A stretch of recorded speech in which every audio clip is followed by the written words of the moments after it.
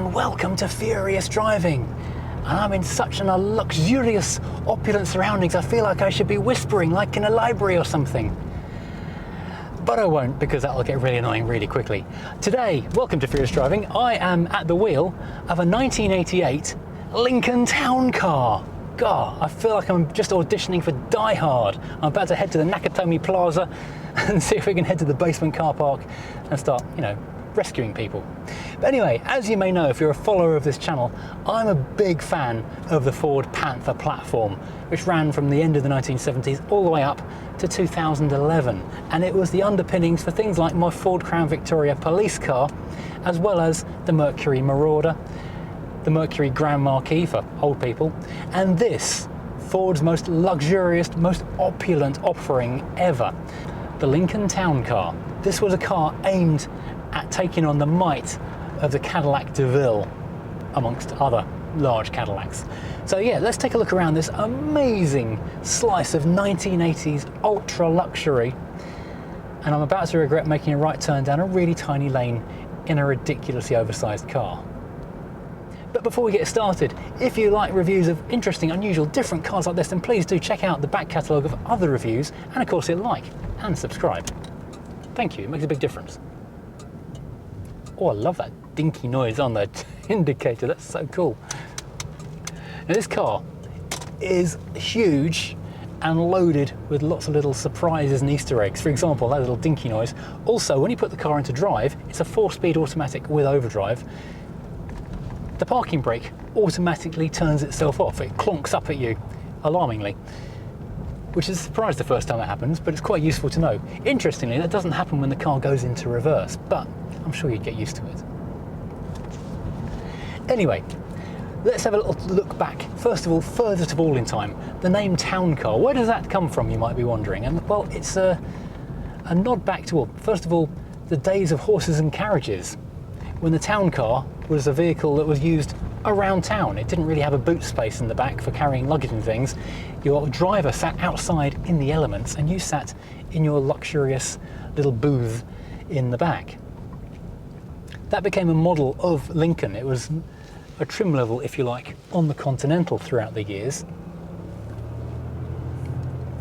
But ultimately, for the 1980 model year, well, 1981 model year technically, the car came out in 1980 under a slightly different name.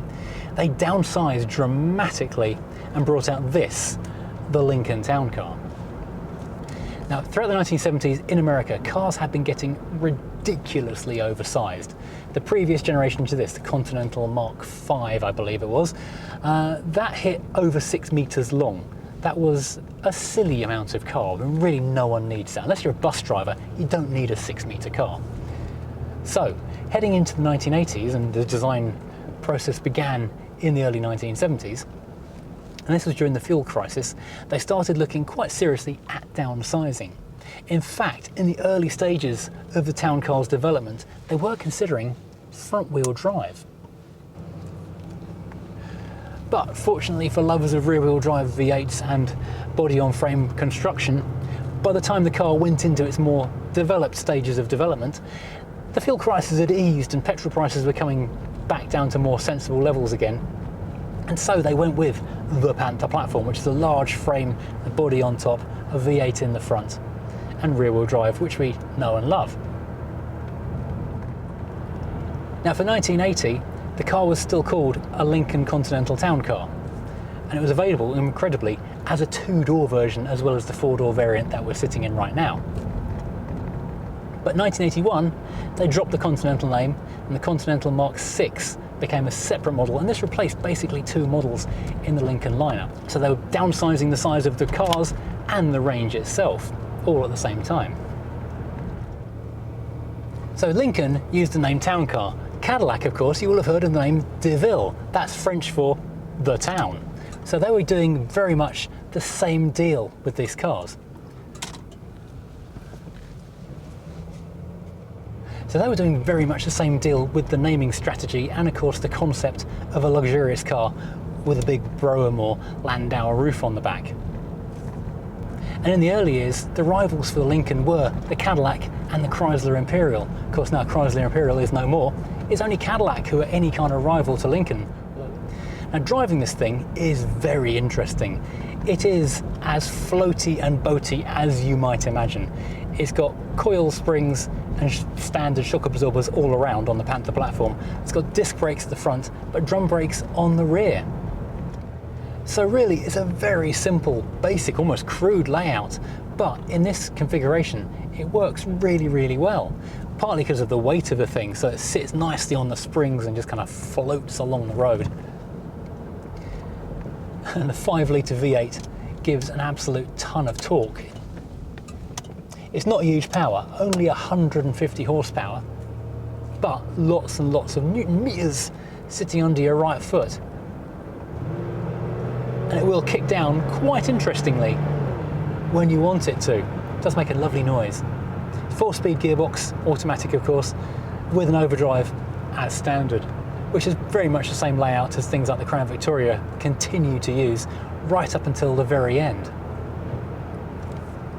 And this is the thing, this is as traditional as you get. This of course wasn't traditional when it was launched, but by the time it moved into the second generation of Town Car, which is the whale smooth aerodynamic shaped versions of the Town Cars and the Crown Victorias, it was the last luxury car that was still persevering with body on frame and rear wheel drive. And that became a strong marketing thing for the brand. So they would say things like in the adverts, oh, the valet boys can't work out which car the Cadillac is, they think it might be a Buick. They knew exactly which car was the Lincoln Town Car.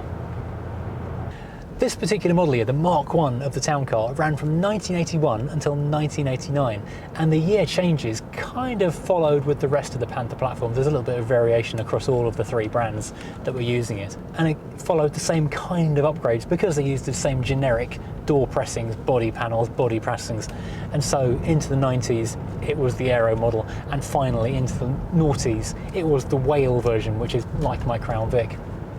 And ultimately they all came to an end in 2011 when Panther production finished up in Ontario in Canada. This car is a 1988 car, which has an abnormally high production numbers. Now bear in mind, American model years make no sense and bear virtually zero relation to the chronological calendar in the first place.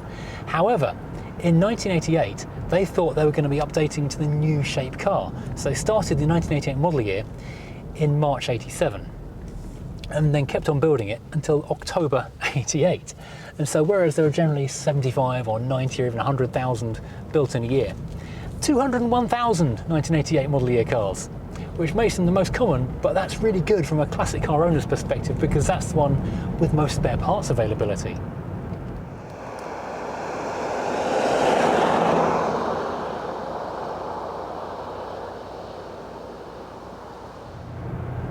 Now this car does have an interesting story of its own. It was registered new in late 1988 and imported almost immediately in January 1989 by an American living here in the UK, and it's lived its entire life here in this country, so it's never really been an American living car. But the owner of the car, who's currently sat behind me, he was the owner of the silver Crown Victoria I reviewed 5 years ago, which was the first time I'd ever actually driven a Crown Victoria rather than being driven in one, and that was what sowed the seeds for me buying my own car. He has subsequently sold that car, and it's still around in Crown Victoria circles, went into the dark side and bought a modern European car, which was stolen within weeks, and so he rather sensibly put his insurance money back into this, which is what I describe as a very sensible purchase. No one else does, but I do. But let's face it, as a sensible everyday car, it's great. If you don't do that many miles on a daily basis, which he doesn't, he's able to walk to the railway station and take the train to work, which is quite a sensible thing to do. It's never going to depreciate. Classic car insurance, it's going to be free tax in about 2 years' time. This is a great buy, and it's so different and so unusual. When all of your friends are driving financed BMWs and Audis and you rock up at the pub in this, who's king of the car park? Now, the intervening years between the first owner bringing it over from America and the current owner driving it every day, it has had a very fastidious couple of owners who really looked after it incredibly well. So there's a whole folder of every document ever pertaining to this car, which is why with only 42,000 miles on it, it's averaged barely 1,000 miles a year, and it's in such incredible original condition. Well, let's take a quick look around the outside of this thing and see what this beautiful beige beast looks like from outside. So let's look around the outside of the town car, and there is a lot to look at, and not just because the thing is flipping massive. It is ridiculously big, but believe it or not, this is a significant downsize from the old Yank tanks of the previous generation. 10 inches shorter in the wheelbase alone, 635 kilograms lighter than the previous generation Continental. So it's a significant downsizing. It was the lightest Lincoln full size in 40 years at 1,850 kilos. So yeah, light is a relative term just here. Anyway, speaking of light, this lovely light beige is actually called light sandalwood clear coat. Apparently it's a metallic, but I'm finding that hard to believe. It's also got these rather wonderful pinstripes from the factory and so much detailing, which I'm going to take you through right now, because everywhere you look there is a thing to see. This is the decade that taste forgot and they just threw everything at the wall and most of it stuck. Okay, so although this is built on the same Panther platform as my Ford Crown Victoria, it's actually about 3 inches longer in the wheelbase. It's 5.5 meters long. It's nearly half a meter longer than the Crown Vic, which I thought was pretty big. 1.84 meters wide. So it's a bit of a beast of a car, but lots of details. Let me begin at the beginning. First of all, enormous crash safety bumper, but this is cast metal. It's all pressed steel, I should say, with a thickness that I can get my fingers around. It's got 4mm thick steel with chrome on, and overriders of course. So this is a hefty thing if you're in a bump. These are plastic panels here, so if there's a bump that will crush. These headlights, because this car was imported in 1989 when the car was only a year old, these are proper UK headlights, and these are proper turn signals as well, which is really nice. But I love this little light up Lincoln logo in between the twin headlamps. Then you've got this Rolls-Royce style grille, which is the thing Lincoln did to try and make themselves look posherer than before. You've got the Lincoln logo on top, but this grille is actually hinged and sprung loaded, so if something bonks into it, it won't shatter. It'll just spring back into place, which is very clever indeed. You do of course have these nascent fins, the last vestiges of fins and chrome are still going on here. Moving down the side, it is so blocky. This car was designed in 1976, so it was full on real Malaise era styling just here. Love it, really. So you've got chrome and stainless steel trim everywhere. This enormous stainless steel lower area reflecting the ground as you drive past. In the front you've got a reflector and you've got a turn signal, which is also the nighttime side marker light. There were 5 different alloy wheel options. These are the alloy turbine style, different to the BMW turbine, but not that different. Town car badging, big stainless steel, very shiny, chromy, brushed steel like on a Cadillac, mirrors on the side. I'll show you those windows in a second, they're exciting. These door handles might look familiar because they are on a million other kinds of Ford and Mercury and things, so you'll see them other places. This little kind of texture gives it a very fancy feel, fancy. And these side mouldings are actually an optional extra. This car is pretty well loaded, and this is one of my favourite little features on the car. You can't see it now, it's very bright. I'll show you in a cutaway. These little white panels here are light up like coach lights. They show you, because the car is so long, where the middle is. And these are part of my other favourite part of the car, the Landau roof. Oh, isn't it amazing? A padded vinyl roof. How pointless is this? Can you imagine the rust that's hiding under here? The owner's looking shocked behind me. This takes a lot of work. It looks fabulous. It's completely pointless. You even have the opera windows in the side, and of course the Signature Series badge. There's only basically 2 trim levels on these things, standard and signature, with occasional specials like the Cartier edition. But this is a Signature Series, which means it's got as good as it gets. Stepping even further back, because it goes back a very long way, you can see the rear corners are separate little panels. These are for crash repair, I believe, and also to make the cars look different, because the same pressings go into 3 different kinds of car. You've got the full LTD, you've got the Mercury Grand Marquis, and you've got the Lincoln Town Car, and the corners make them look different. Interestingly, in 1985, the car was restyled slightly with this now slightly slanting, very 1980s rear end, which actually gives slightly enhanced aerodynamics to push your MPG closer to 15. There's lots more detailing around the back. This was an extremely luxurious car. It's one of the most luxurious cars you could buy in America at the time. So lots and lots of detailing. You've got this brushed aluminium strip across the centre. You've got this full width reflector, which would find its way onto things like the Bug-Eye Granada here in the UK in the early 1990s. It was hated over here, but it was such a forward-looking thing to kind of do that, which is now on literally everything. Again, you've got the huge bumpers. You've got this little insert just here, which has got a couple of marks, which only tells me, because there was an aftermarket optional extra Continental spare wheel carrier, which weighs like 50 kilos, hanging on the boot for many years of this car's life. He's taken it off because it's just ugly and ruins the lines. This car, again, as I say, imported brand new. It was bought in late 1988, imported in January 1989, and properly done through all the IVA stuff. So the turn signals are actually where the reversing lights would be. Lovely. I've also got the Florida badge on it because that's where the car came from. And this is Trail Lincoln Mercury, Orlando, Florida, where the car was bought from. Now the key goes into this little hole behind the sprung-loaded Lincoln logo.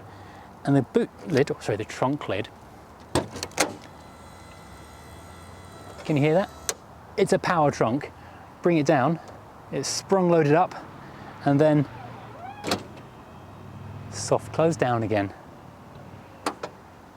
Isn't that fancy? And the boot, I will show you the actual trunkle area, is enormous. Like on the Crown Vic, you could put several bodies in here, and I'm in no way concerned that the owner does in fact have a shovel in the back of here. I'm going to be really nice to him from now on. Unlike the Crown Vic, which has got no lining inside any of the panels at all, like the bonnet and the boot, this is fully carpeted for sound deadening, and the carpeting around here is really thick and really nice. Again, unlike the Crown Vic, which is basically like flocked cardboard. Incidentally, we have a manually operated electric aerial with a switch on the dashboard, but we'll keep it down because can you imagine the cost of trying to find a replacement if that got broken? One other thing worth mentioning is that with the Panther Platform being adopted in the 1980 model year for the 81 onwards cars, this car actually improved its handling really dramatically. The suspension is significantly tightened up, the steering is tightened up, it's got an 8-foot smaller turning circle, and it handles so much better. Now, before I climb into the car and show you the interior, there's two more things on the driver's door, which I've got to show you first of all. First of all, as well as the standard key, we've got the Ford code system, so you can just push your number code and open the car that way. It still works after 38 years, incredibly. And secondly, we've got an external thermometer. That's pretty common on car dashboards these days, to look at your dashboard next to your speedo, or because it's 21.4 degrees centigrade. This has got an actual old school analog thermometer built into the mirror housing. That's just amazing. Also, we've got the little sticker saying, "Together we can save lives, Ford." We've got seat belts in here. So let's climb aboard and just look at this ridiculous cushiony goodness. It has got cushioned seats with cushions on the cushions. Same in the back, so you're kind of, never mind sporty bolsters hugging you into the seat. These are just extra cushions, like going around your nan's house and being sort of swamped by lots and lots and lots of velour, which is lovely velour as well. Got the Lincoln logo stitched into one of the rolls of cushioniness in the back of the seat, and we've got velour headrests as well. And looking into the centre, we've got armrests, which double up as turning the car into a 6-seater, because the Panther platforms, as I said previously, are designed for a big bench seat. Not very good if you've got anything that looks anything like a leg, because that will be completely useless against that dashboard and that transmission hump, but you can have 6 people sitting in this car. I'll come back to that rear seat in a second because that's just wild. I'll start over here on this door because this is an adventure in itself. So we've got a large grab handle, bit of brushed aluminium just there, lots and lots of stainless detailing, and the fakest fake wood I think I've ever seen in my life, apart from any other 1980s American car, of course. But it's loaded with trinkets and toys, as well as this soft padded plastic area here, and this sun damage here is the only damage on the car. A large carpeted area here with much better carpet than most people's houses just in the side of the door. Got a marker light and a reflector so people can see when the door's open. We have our premium sound just here, and a lovely curving metal strip, big solid metal door handle, and chunky power locks just there. And then coming back to this panel here, all of the buttons, electric mirrors left and right. We've got tilt controls for the seats. we've got seat other controls. Everything is electric apart from the actual rear recline, which is manual, bizarrely. So then you've got these 4 window switches, left front, left rear, right rear. That seems to make sense, except the front windows have got a trick. Check this out. Focus on the quarter light, just pulling that one switch first of all. The quarter light goes down electrically, then the main window carries on. Isn't that fun? So one touch, well, I say one touch, you've got to keep your finger on there for one touch, and the whole lot comes down. Amazing! Now, there's lots more stuff inside this binging interior. Binging, not minging. Whoop. We'll step over our Lincoln footstep just there. Check out this dashboard, so I've got to turn this off. First of all, our warning lights while the power's still on. So 1980s. This instrument cluster is just amazing. I love these square, I thought they were chrome, but they're actually completely clear, so they look shiny. Bezels around the instruments. We've got our speedometer, which only goes up to 85 miles an hour because of the 55 mile an hour Malaysia speed limit. Got a full tank of fuel, which means we can maybe do 400 miles if we're very lucky indeed. Below halfway, you could have 200 miles or you could have 20, so the owner keeps it basically brimmed all the time. Interestingly, for 1988, that does say unleaded fuel only, and we have got a temperature gauge. On the right, instead of a tacho, we've got a clock. Moving across through more of this absolutely fantastic fake plastic wood, which was the height of luxury and sophistication in America back in the 80s. Got our air vents because we've got really good climate control here. We have got functioning climate control, all in Fahrenheit, of course, because old-fashioned days. And we've got the power switch for the antenna just there as well. Underneath, we did have an original high-spec Ford radio. 1985 was the first year of any Ford getting a standard CD player, and there's a space in the boot which looks like it had it, but this does now have a later one. Incidentally, 1984 is the year they removed a CB radio and an 8-track from the options list. A ton more fake plastic curving under the dashboard, and over on the left we've got the words Lincoln Town Car, just to remind you why you're sitting in such opulence. Passenger door, more of the same but with slightly fewer buttons, but you do of course have that dropping quarter light again. Steering wheel, very interesting. There was a leather wrap option, which is very, very rare indeed. This is kind of a slightly now, a tiny bit tacky to touch rubber. A lot of the 1980s rubbers are going that way now, sadly. We do have the wood trim insert just there, which looks fantastic. And of course, like on the Chrysler Woody convertible we drove, so much brushed metal switchgear. This is our cruise control, and of course we've got the horns ready for the horn test. That is a horn that's about to go and sweep into the basement parking of the Nakatomi Plaza and save the day. Behind that we have got actual metal switchgear for our indicators, our wipers, and on the right hand side our gear shifter on the column selector. Amazing. And there's a guide there under the speedo so you know which gear you've clonked into. Now, and be careful getting in the back because it's protected by auto butler apparently. Climbing in the back though, these doors are so huge, so thick, and they feel really weighty. Compared to the Crown Victoria, these doors feel like they weigh an absolute ton. There's a few interesting touches in here as well, much the same as the front, but this ashtray here in the door, you push the front of it and it springs open. Is that cool? And you've got your own lighter as well as your own ashtray, and of course you've got your left rear window switch in case you wonder which seat you were sitting in, and a light switch as well, because there is a courtesy light in each of the C-pillars so you can enjoy whatever reading material you brought with you. Now, interestingly, the back of this car is very, very opulent. You can see how thick these front seats are, absolutely tons of padding just there.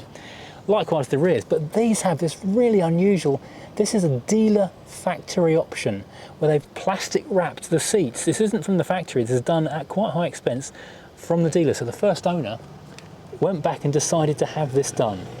No idea why, but they did. This actually extends though to the armrest. Oh, that sounds dreadful when you turn it. And even on the handrails on the back of the seats. It looks like this was done in the front as well, because there are signs of it being stitched into the fabric of the seat, but that's been removed now.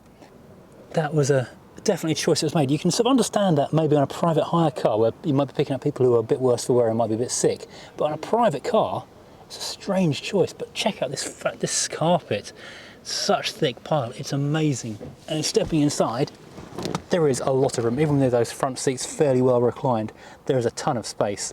But look at these kind of plinths that the seats are kind of based into. Really unusual style. Just carpet and padding absolutely everywhere, but it just feels like driving in the 1980s. Now, in keeping with the Crown Victoria, it does have a ridiculous sized bonnet. You could park a Kia Rio on here quite easily.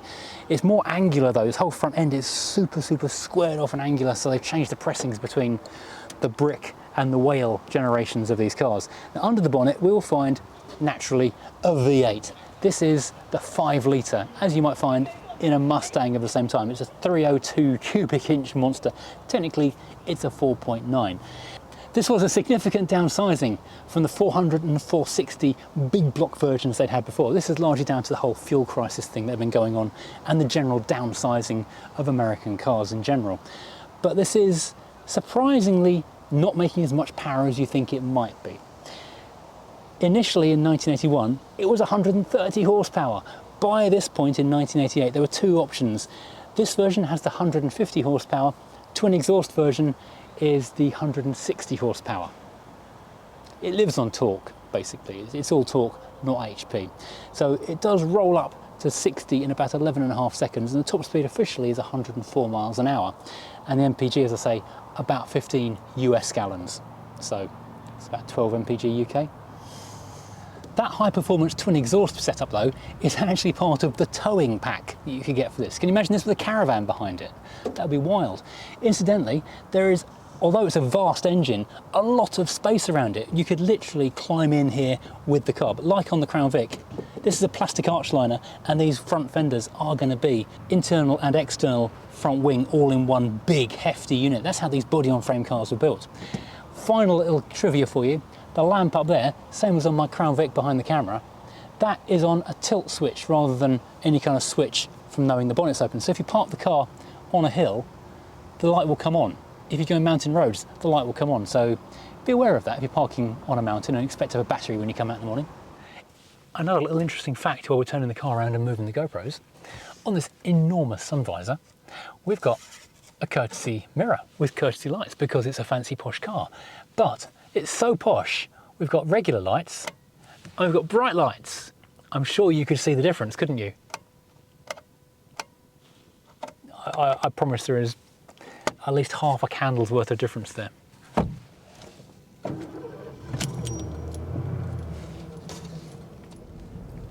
So surprisingly, despite the fact the car is absolutely enormous, I mean, there's no question the car is a behemoth of a thing on the road. It doesn't feel really any bigger than my Crown Victoria does. It's only a little bit larger. And so it's maybe because I'm used to that. It is ridiculously big. When a lorry comes the other way, you are really aware that there is something huge coming towards you and there's not really a lot of room. However, it's very easy to place on the road. The little fins on the front wings make it very easy to see where you are on the road, for example. And the power brakes, despite the fact it's got drums on the back, are decently powerful. They stop the car really nicely. It does pitch forward like you're going to launch your rear seat passengers through the ceiling. And of course the steering is just insanely light.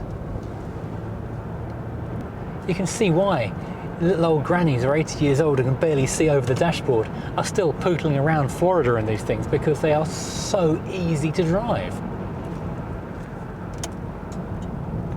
I love that little dinkly noise. Okay, this is going to be a bold move. I'm going to loop around a roundabout, and this is possibly going to roll the car. Hold tight, everybody. The owner sat on the slippery plastic in the back. He may leave the vehicle. Nope, I'm going to have to go back and get him. Yeah, the exciting kick down out of a roundabout.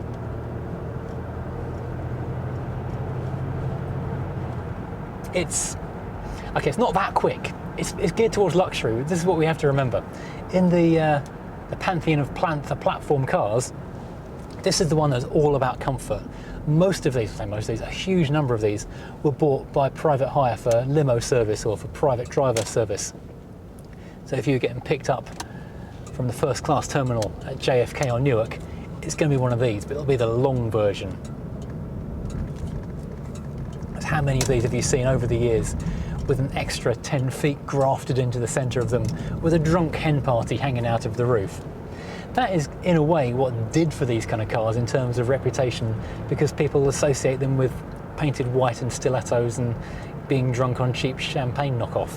When in fact, the reality of the car is, it's a luxury car, and it is extremely comfortable to be in. Okay, it's from the decade that taste forgot, so we've got the plastic wood, we've got just chintziness everywhere, but that's just what posh in America in the 80s was like. You got wood. Phrasing. Whether it was real wood or not, you had wood. Phrasing. That's the worst phrasing I think I've done in a while. Hey, phrasing! So yeah, this was what luxury looked like in the 1980s. You had your plastic wood, you had lots of padded, thick velour and loads of cushions. And of course, you had buttons or switches for literally everything, not a touch screen anywhere. Thank goodness.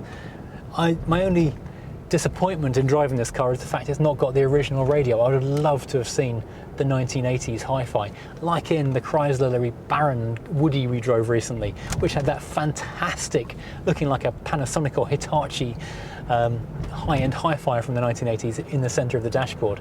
This is very much the same thing. We've got bits of metal, we've got bits of shiny chrome, we've got lots of padding. This is proper luxury. These days luxury just means it goes faster and you've got more accessories in your touchscreen. This is what real luxury is all about. If you're a fan of Hoovie's Garage and you see him talking at length about this generation, this era of luxury car, this is what he's talking about. This lovely, soft riding, cushioning down the road kind of drive. It's absolutely fantastic. It's very similar to my Crown Victoria, but a world apart, because my Crown Vic is a police car. It's sprung hard in comparison to this, so it bumps and thumps over things and rattles like you're in an episode of Bosch. This just floats. I can see the appeal of this in a big way. If you're not trying to lap the Nürburgring in under 10 minutes, this is the way to travel. It does have the premium sound, which apparently is neither of those things. It's barely even sound apparently. But that's a minor upgrade which the owner can take care of at his leisure now he's got the car home to play with. So do you agree with me? Is this the epitome of modern luxury, or modern classic luxury? A big comfy barge that you can just float down the road in and leave the troubles of the world outside. Your only problem is wondering where the next petrol station is coming from. Or am I completely barking up the wrong tree and this is just a ridiculous anachronism and should never have been built in the first place? I know where I stand on this. This is fantastic. Anyway, thank you for watching. If you've enjoyed this, please, as always, like and of course subscribe, and join me again next time driving something completely different. But it'll be for a while because I'm going to keep on driving this a bit longer. It's nice. I'm going to whisper again now that you've gone.